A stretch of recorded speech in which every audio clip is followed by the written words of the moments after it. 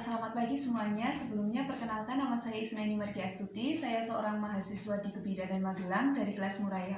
Pada kesempatan kali ini saya akan menjelaskan mengenai kontrasepsi pasca persalinan.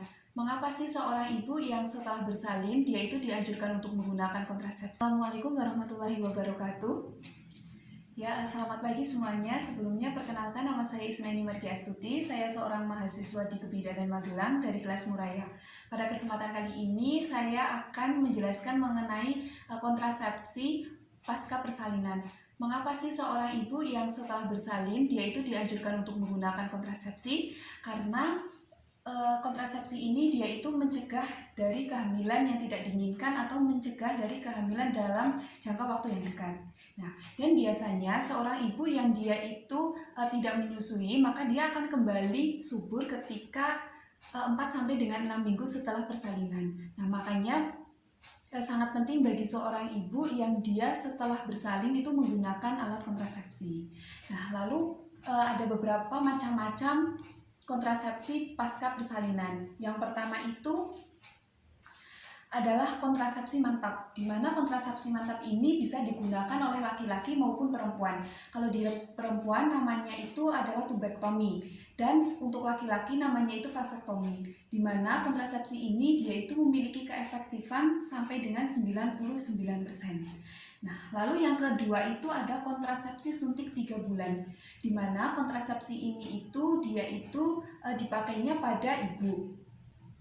Dan kontrasepsi ini itu bisa digunakan oleh ibu yang dia itu menderita hipertensi, di mana keefektifan dari kontrasepsi suntik 3 bulan ini dia itu 3 kehamilan pada 100 wanita.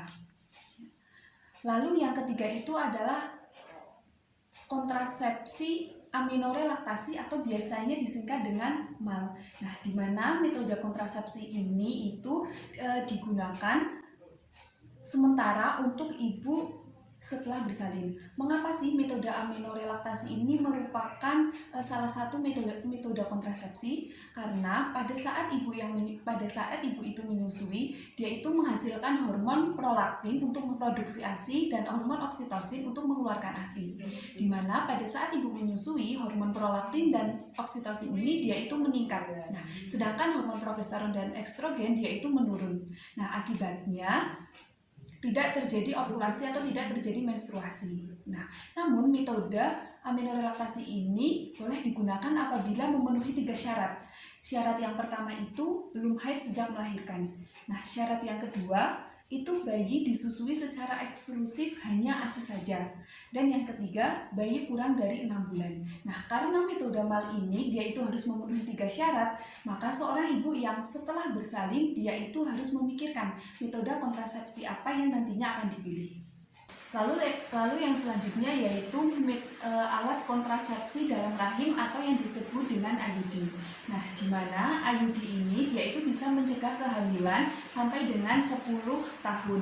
Dan IUD ini dia itu bisa dipakai pada ibu yang menyusui. Mengapa? Karena IUD ini dia itu tidak mengandung hormon dan bisa dipakai sebelum ibu pulang ke rumah.